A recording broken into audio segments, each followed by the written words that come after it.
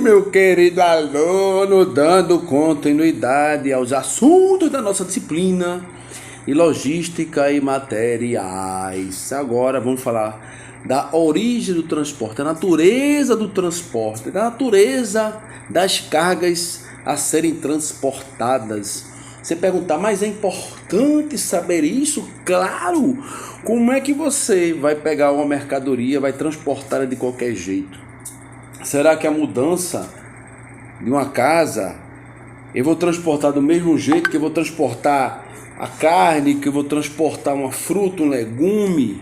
Claro que não, por isso que é importante a gente ter ideia de qual é a natureza dessa carga.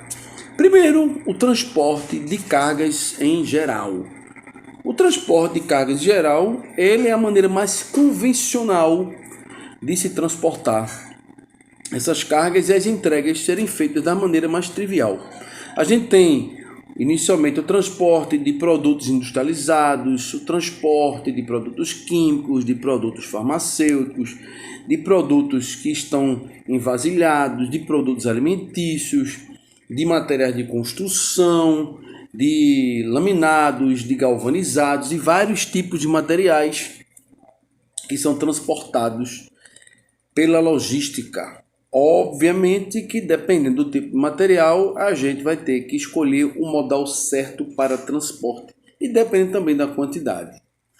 Bom, quando você vai fazer uma mudança, seja residencial, seja empresarial, o veículo normalmente é um veículo que não vai exigir tanta coisa, tanta especificidade. Você vai estar transportando o quê? Bens móveis, utensílios domésticos, material de escritório. Então são itens que não precisam de tanta especificidade nesse processo de locomoção, nesse processo de transporte dessas cargas.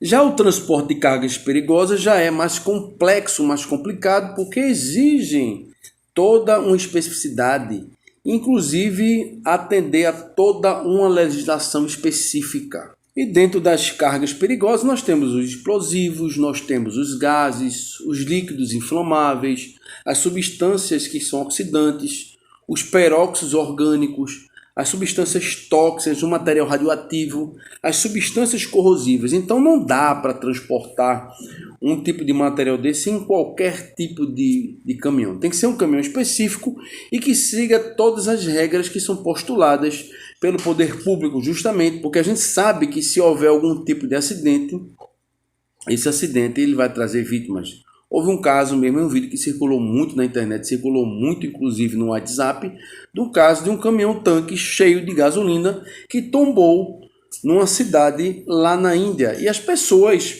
assim, loucas, alucinadas para ter acesso àquela gasolina gratuita, elas se aventuraram. Só que o combustível ele se espalhou por uma área de córrego, pela mata, pela rua. E aí teve uma combustão espontânea que ceifou a vida de todas as pessoas que estavam recolhendo aquele líquido. Então existe um risco muito grande, não só de corrosão, como também de combustão, que pode ceifar a vida de várias pessoas. E é óbvio que esse tipo de transporte, o material perigoso, ele tem que ser identificado, ele tem que seguir algumas normas para que você consiga identificar o nível de toxicidade, o nível de corrosão, o nível de combustão que aquele material ele pode trazer, ou seja, o perigo que esse material que está sendo transportado ele pode trazer às pessoas. Por isso que tem que seguir toda uma norma técnica postulada pelo poder público.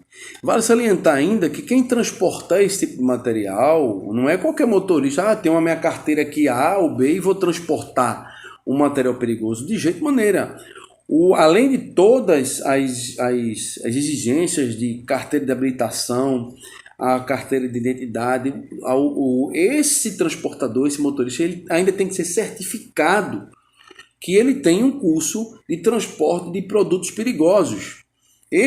A documentação desses veículos ele também tem que estar em dia. E além de que esse veículo ele tem que estar assegurado, ele tem que ter um seguro obrigatório para fazer esse transporte. Além de tudo isso, ele precisa ter um certificado de inspeção para o transporte dos produtos perigosos a granel. Além disso, ele ainda carece de outras documentações, como no caso de uma licença de operação para viagens se for no caso de viagens interestaduais, ou seja, o transporte desse tipo de material de um local para outro. Além disso, a licença do funcionamento e certificado de registro na Polícia Federal, o registro de transporte, a documentação fiscal, uma ficha de emergência, o guia de tráfego, a declaração do expedidor do material se for radioativo. Então existe toda uma especificidade, toda uma exigência para se transportar esse tipo de material perigoso. Quando você passa a pensar em transportar as cargas frigoríficas, elas carecem de uma especificidade. Você tem que transportar ela de acordo com o que o fornecedor lhe recomenda. Obviamente que frutas, verduras, alguns tipos, obviamente, né? A gente sabe que no caso de uma fruta como o morango, como a ameixa, ela carece de estar numa temperatura, a maçã. Então esse tipo de mercadoria ele tem que ser transportado num caminhão frigorífico. Se for para fora do país, ele vai ser transportado através de um navio frigorífico. A carne, se ela for transportada, ela vai ter que ser transportada num caminhão frigorífico. Se for para fora do país, vai ter que ser transportado num navio frigorífico. Porque essa exigência ela vai garantir que essas cargas elas não se deteriorem, que elas cheguem intactas, sem nenhum tipo de variação, sem nenhum tipo de mudança, capaz de comprometer tanto o seu consumo como comprometer a saúde das pessoas que podem se intoxicar através desse alimento que está impróprio para consumo. Obviamente que tem aquelas cargas que são cargas sujas, como no caso do transporte de areia, transporte de carvão, que aí não tem tanta exigência, pode ser transportado em carrocerias abertas, obviamente dependendo da quantidade, para também não trazer nenhum risco para quem vai estar dirigindo atrás desse caminhão. Obviamente que quem transita pela BR-101, a 232 aqui em Pernambuco, já viu aqueles caminhões cheios de grãos caindo, aqueles grãozinhos no meio da BR e que chegam inclusive a tocar, a bater na carroceria dos carros. Pior é se fosse uma carga com brita. A brita poderia saltar do carro, se o caminhão passar em algum buraco, e cair no chão, quicar e bater no vidro do carro e quebrar o vidro do carro. Então é importante que todas as cargas elas sejam analisadas. Aquela coisa, transportar também os produtos farmacêuticos, eu vou transportar de qualquer jeito? Não, até porque às vezes esse produto ele tem um alto valor agregado que traz interesse a possíveis bandidos que queiram roubar essa carga. E além das especificidades de serem transportados, dependendo da temperatura, em baús frigoríficos também. Tem medicamentos que carecem de estar na temperatura abaixo de zero. Não precisa ir muito longe para a gente ver essa realidade hoje aqui que a gente passa nessa pandemia. Tem algumas vacinas que tem que estar abaixo de menos 40 graus, menos 70 graus. Então, existe uma especificidade para o transporte dessa carga.